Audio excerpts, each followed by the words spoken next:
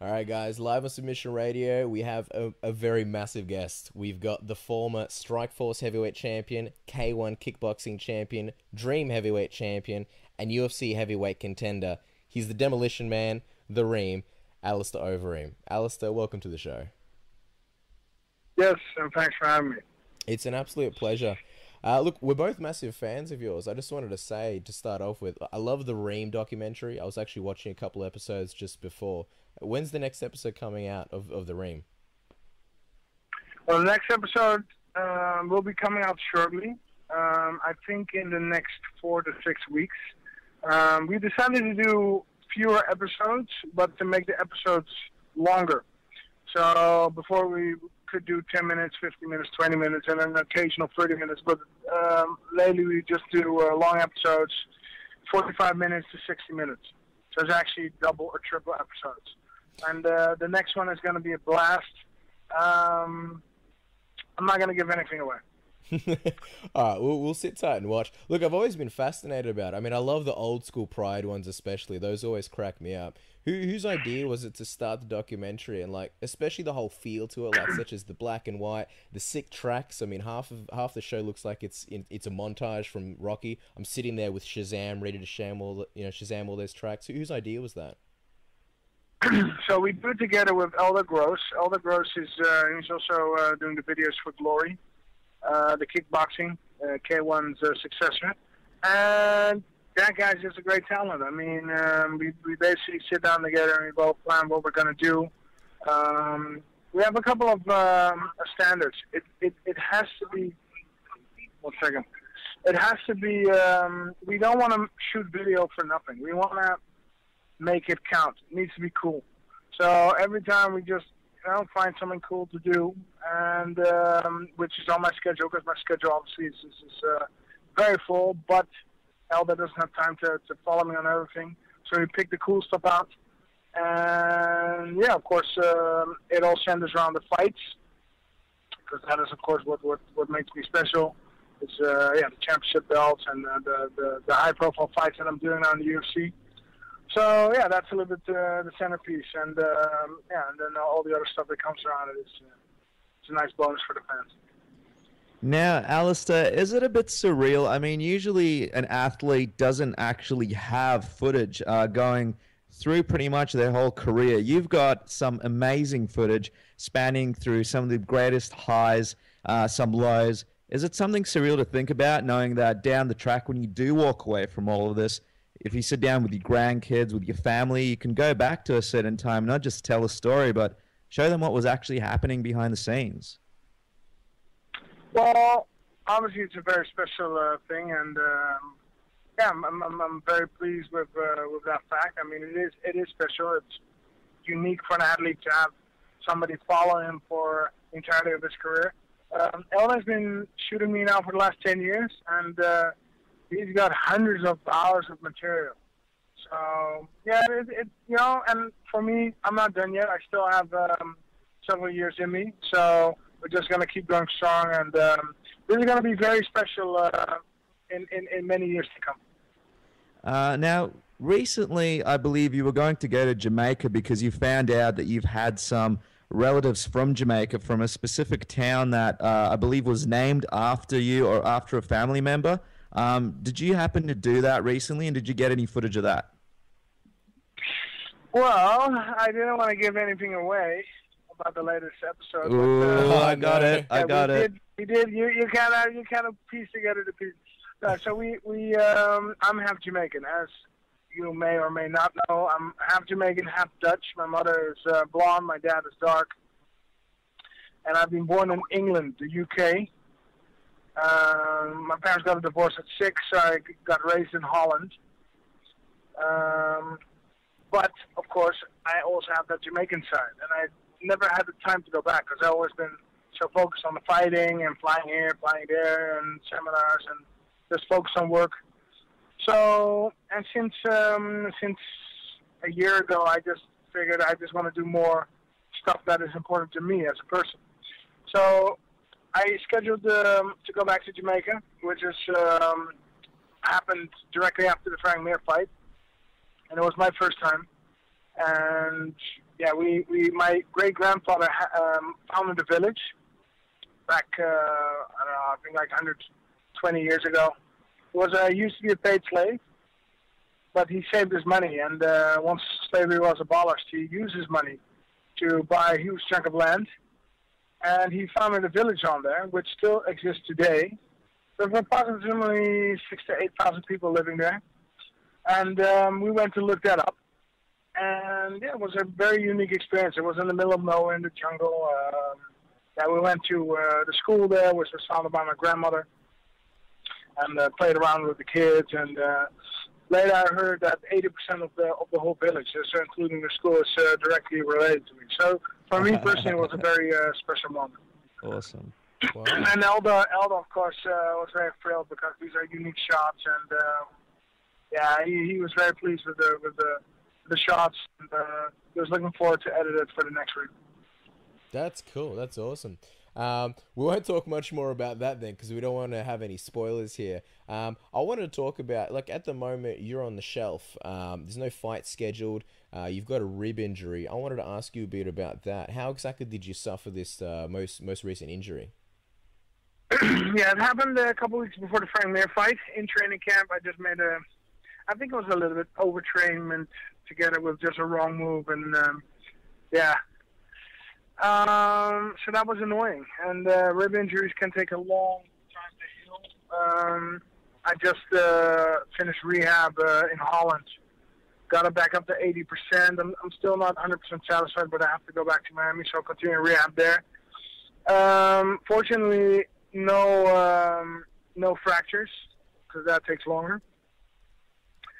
So all in all, we're working on it. We're working hard. Because, I want to fight. I want to fight against Shun, but you have to watch out about the time dates. You don't want to enter your fight preparation already half injured. So for me, priority is first healthy, and then I expect a couple more weeks, and then we're going to go full steam ahead with the next fight. Great. I wanted to ask you also on this rib injury, did it alter your plan for the Frank Mir fight? Because we saw a lot of wrestling, which we haven't seen often in the past from you. You're known as a knockout artist. Well, I have my fair share of submissions too.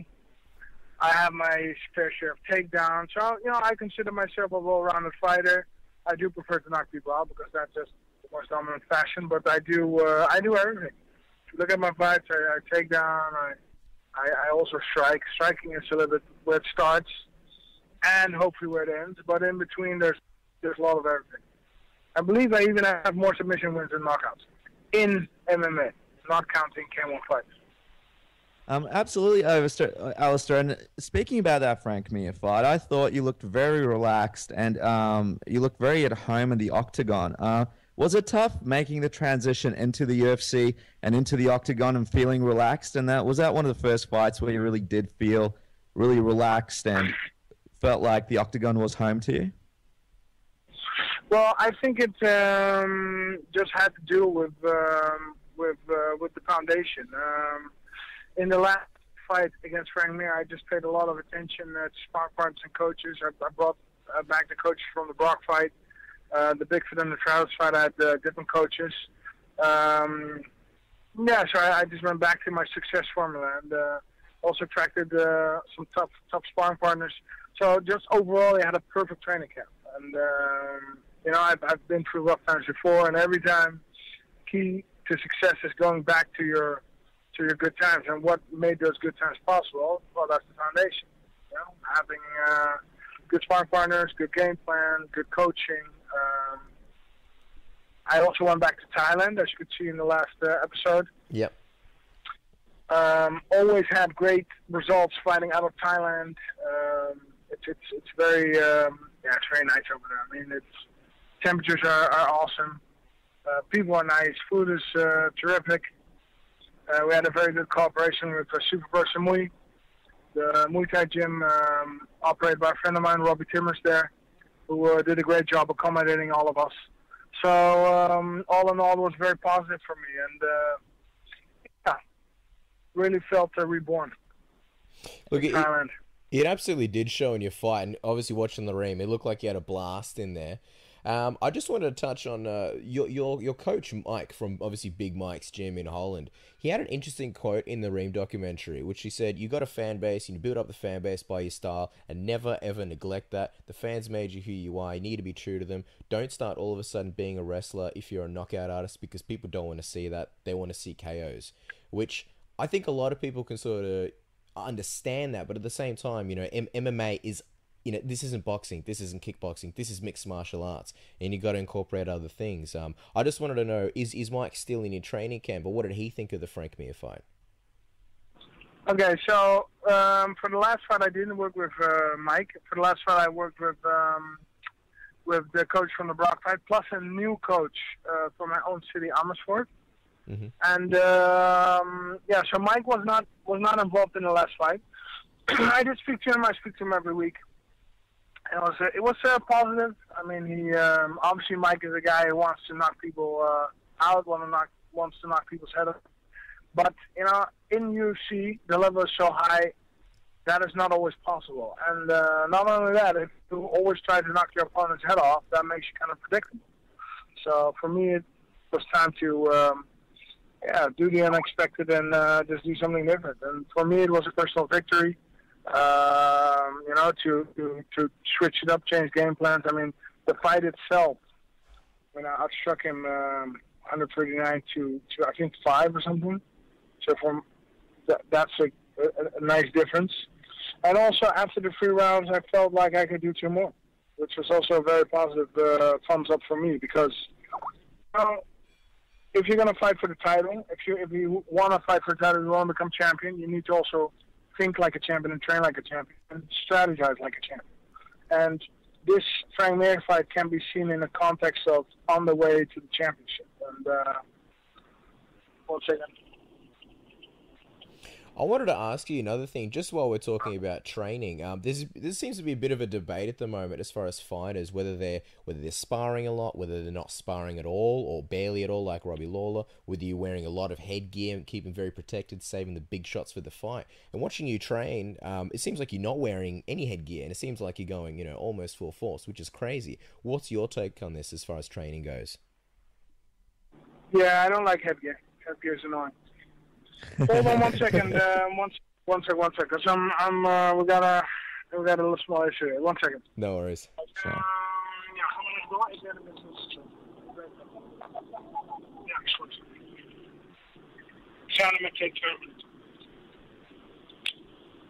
Yes, I'm back. I don't think anybody really needs an excuse to go to Koh Samui. It's absolutely beautiful. And by the way, all the Australian fans will know, because Thailand's almost like a second home to Australia. They're so close to us, and we're always up there training. I'm actually going up there soon as well. But I was going to ask you, in terms of your training camp for the last fight, you didn't train with the Blackzilians. Now, Matt Mitra and Rumble Johnson, they've had some comments about training with you. But I was just wanted to get your thoughts. What was it like training with the Blackzilians, and why did you decide to leave the camp? Well, it's all about chemistry, and if chemistry is lacking, then results are not gonna be there. Just that simple. And that's exactly the thing I had in my last camp. I had the chemistry that I wanted, also that I needed. And it's not necessarily that the chemistry that is my chemistry is good and their chemistry is bad. It's just that some things are less compatible, and it doesn't have to be anybody's fault. It's just the way it is, and you need to, at my level, I need to make conclusions, and I need to make steps. I can't just stay where I'm at if I'm not having results or if I'm not happy. So that's a little bit what I've been doing. I've just been fixing my own things. Okay. I wanted to ask you, I know obviously you don't have any fights scheduled at this moment, but you are going to Miami. Do you have any places, do you have any camps that you know you're going to be training with for your next fight, or it's a little bit unknown at the moment? Well, I have some options. 1 second. Yeah, I have some options. Obviously, I can train with Mike. I can, and that was a little bit my goal, just to go a little bit more broad, see what's out there, see what options there are. And because if you don't have any options, you always fall back to the same option, right? And so just checking out new gyms, and if I like a gym, I'll definitely hang out there more. Well, change is as good as a holiday, and I think in your last camp you got both. Yes, that's true. You've been to Thailand or you're going, then you must know it's awesome over there, and truly healing. Now, Alistair, a lot of people have been talking about a potential matchup with Junior Dos Santos. Obviously, both of you are some of the premier strikers in the UFC heavyweight division. Is that a fight that you'd be interested in once your rib heals? And if so, what kind of matchup do you think Junior Dos Santos would be for you? I think it's going to be a very good fight. I'm definitely looking forward to fight Junior. However, winning and losing leaves such a big mark. So that's something I learned in 2013. So for me to take fights, to accept fights, obviously you sit down with the team, you assess the situation, and you assess your own situation. Mm-hmm. And when you're not 100%, you should take the high-profile fight. That's asking for trouble. Because once you say yes, you also put pressure on yourself for a certain date. And that fight has already been canceled a couple of times. We don't want to cancel it again. So when I say yes to that fight, I'll be 100%, and we're going to make it work. I honestly can't wait, and I really can't wait till that fight is booked, because, like Dennis said, two elite strikers. I mean, yeah, what more could you ask for? The other thing is Dana White, when you did mention the rib injury, Dana White had a different take on it. Now, Dana White, he called you out, and he seems to call out a lot of fighters when, things don't seem to go the UFC's way. He did this to you. How did you feel about what actually happened? Well, I met with him before he made their statements, and, for me, in person, he was very calm, he was very composed, he was very normal. I would say if he has something to say like that, he can say it in my face. Other than that, yeah. One second, I'm doing directions here. Yeah. So when I met him, he didn't say anything like that. So. Now, Alistair, a couple of other potential fights in the heavyweight industry, in the heavyweight section, would be Bigfoot and Travis Browne. Obviously, you had a couple of tough losses against those fighters. Are you looking to avenge those losses sometime in the potential future? I'm a fighter, looking forward. I'm not looking back. There I have two fighters who capitalized on when I didn't have my stuff together. If the time comes that we meet each other again in Knoxville, that's fine. For me to look for those fights. There's still plenty of other fights out there for me as well. But I'm sure, rematches, they happen, but you shouldn't be too focused on them. Yeah, I mean, I think those are two fights where a lot of people picked you to win anyway. Another one of your past opponents was Brock Lesnar, obviously, who is in the WWE, and there's always speculation, rumors of whether he's coming back, whether he's staying. You called out Brock Lesnar. What was the reason after that? Or what was the reason for that? Well, I heard that he wanted to come back, and I heard that he wanted to fight me. So that's where that came from. So, in terms of fighters, you've mentioned there are some other great fights that could be made. Is there anyone in particular in the heavyweight division that might be catching your eye as a potential fight when you do come back from your rib injury? Okay, so I'm thinking there's two names, basically Josh Barnett and Mark Hunt, both top 10. I believe Josh is even ranked one place better than me. I think I'm 7 and he's 6. Not that I pay too much attention to rankings, but it is detail. And I also think the fight with Jock would be nice, considering his long Japanese history, as well as mine. His fights in Pride and his accomplishments in Banquet. Well, either one of them, they're basically Pride legends, as are you. Now, one thing that we've seen a lot, I've obviously seen changes to your game, but there's a big difference between you and the Brock Lesnar fight as opposed to the Alistair Overeem we're seeing now. I mean, one thing is you've slimmed down a lot, and people say that when you carry around such a large amount of muscle on your frame, which you do, sometimes it can be detrimental to your cardio. Did you find this? And also, what is the reason for you slimming down? Is it just the insane amount of cardio? Well, that's the truth. And that's why I decided to slim down. But I'm only slimmed down, I don't know, 5 to 10 pounds. It's not the world of difference. Some people pretend I'm going to come back to light heavyweight. Guys, calm down. 5 to 10 pounds, and it greatly improves my cardio. So why not? Which is good. Which is exactly what we want to see. I mean, in this stage of the heavyweight division, you need pretty much You need everything, you can't. Absolute power is secondary. Absolute power is secondary. Cardio is the main thing. You have cardio. You can be very strong, and then you're tired, and you get wasted. So cardio is key. I was just curious, Alistair, what made you want to focus more on your cardio? Obviously, you were very, very decisive when you were outside the UFC. Was it going into the UFC and going up against some of these smaller, quicker heavyweights that made you rethink that? Obviously, Cain Velasquez, one of the most dominant heavyweights at the moment, is quite a small heavyweight. And was that one of your factoring points that made you want to go for the cardio more? Well, it's like coming in the UFC, you have Brock Lesnar types and Shane Carwin. He's a big guy.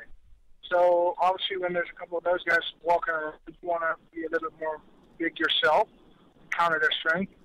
But since they're gone now, basically now the most of the heavyweights are like 240-ish, the top heavyweights. I don't have to be that big, so I can be a little bit smaller. Okay. Yeah. Still big compared to the 240 guys, but smaller than the 265 guys. I wanted to ask you also, Alistair, throughout your career, you've had so many fights and you've been in so many organizations. I believe at the moment you're still only 33. What's your favorite memory from Pride, and does it bother you about the poor state of MMA Japan? Say again? I was saying, what's your favorite memory from Pride, and does it bother you about the poor state of MMA in Japan? From Pride, I have so many good memories. I mean, that time was awesome. I actually miss the shows even now still. Those shows were special, and everybody who's witnessed it understands that. If you have not seen a Pride show, that's your loss. Those shows were awesome, and I missed them. And the way the fighters were presented. Hopefully one day that concept will come back in some form or another. Maybe even UFC will buy Pride. Will do it that way. Bring it back. I actually heard that there is, I can't remember who it is, but someone is bringing it back. It's going to be one-night tournaments. I think 8 fighters, one night, and whoever wins basically wins. Not a ton of money, but I think like $200,000. Have you heard about anything like that? No. Which tournament is that? Honestly, I don't remember. I read it a couple of weeks ago, but someone is putting it together. There will be, in America, there will be basically 8-man tournaments, and it's going to be all in one night. Okay, cool. Now, Alistair, I believe that tournaments is hard to do in the U.S. because of the Atlantic State Commissions. They don't allow tournaments, so it's going to be interesting to see what happens. You can get that free. Now, Alistair, you are coming down to Australia to do a number of seminars all over the nation. I was just wondering, for all the fans listening in Australia right now who are excited about the seminars and are excited to meet you in person and see the way that you carry your seminars, what's some of the stuff that they could look forward to when they come down and check you out in person? Well, we're just going to have a good time all together, and obviously we're going to do some training, some techniques. Everybody will have the opportunity to take a picture, hang out a little bit, chill. They can ask me some questions, what I think of that fight or this fight. So we just want to have a good time together. That's definitely going to be something to look forward to. I believe it's going to be in Perth on Saturday, April 12th, and in Melbourne on April 5th. We'll give you guys more details about that, but yeah, that's going to be awesome. Dennis, I believe It's going to be my first time. Sorry. No, continue, Alistair. Continue. This is this is your interview. It's my interview. It's going to be my first time in Australia. I'm actually looking very much forward to coming down and seeing, the beautiful country, which I've heard so much about for so many years now. Obviously from the top fighters that you have. So I'm looking forward to having a look, and we're going to do several appearances in different cities, so there's going to be some flying around and seeing the landscape. Yeah, and you know what? You're going to have a great time flying to from Perth to other places in Australia, because it's like 6 hours from Perth to Melbourne, but I won't spoil the fun for you. I think you are going to be amazed at Australia and how awesome it is, and you might stick around here for a while. But Alistair, before we let you go, we want to do something called the Submission Radio Tap Out Round. Basically, it's a little bit like word association. It's a bit of fun. Basically, me and Casper will ask you a question, and you just tell us the first thing that pops into your mind when you ask it. It's simple as that. Are you ready? I'm ready. All right, Casper, you go first. All right, so the Thor hammer, is it making a return to the next fight? No. Are you running in on the Undertaker versus Brock Lesnar match at WrestleMania and breaking the streak? What? Brock Lesnar, he's versing Undertaker. Brock Lesnar's versing Undertaker at WrestleMania. Are you going to run in with a steel chair and break the streak? No one's broken the streak. It's the strongest streak. No. The Undertaker streak. Okay. No. No. I can only answer yes or no. No, whatever. It's a quick answer. We're just basically running through this, like bullet Okay. round. Okay. Horse meat. Okay. Horse meat. Is it really a secret muscle building trick? Huh? Horse meat. Is it really a secret muscle building trick?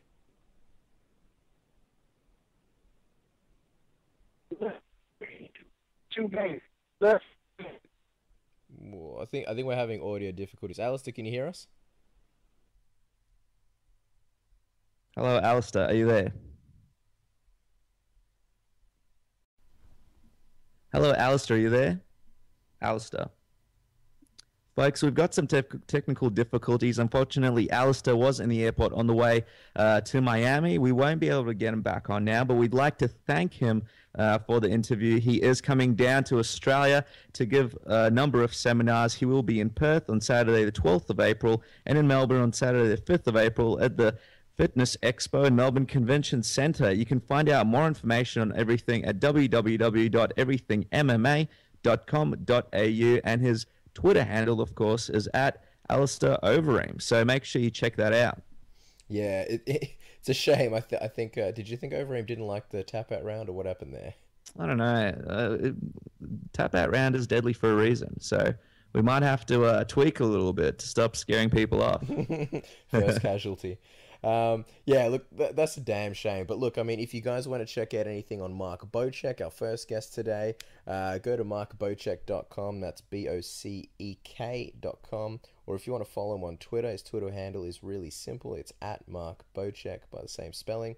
Tyron, the Chosen One Woodley, another guest in our show today. Thanks so much for being on the show. If you want to follow Tyron, his Twitter handle is at TWoodley, and Woodley is 3 O's. So if you want to get in touch with those guys and see what they're up to and see what Tyron's playing on Xbox One, that's where to check it out. That's right. And watch out for that imposter with 30 O's. Yeah, that's it, with zero followers. But and something else, I love going on these Twitter pages because Mark Bocek, huge car fan, super bike fan. Never knew it. Yeah, I know, right? Learn something new every day. Superbike collector of Canada.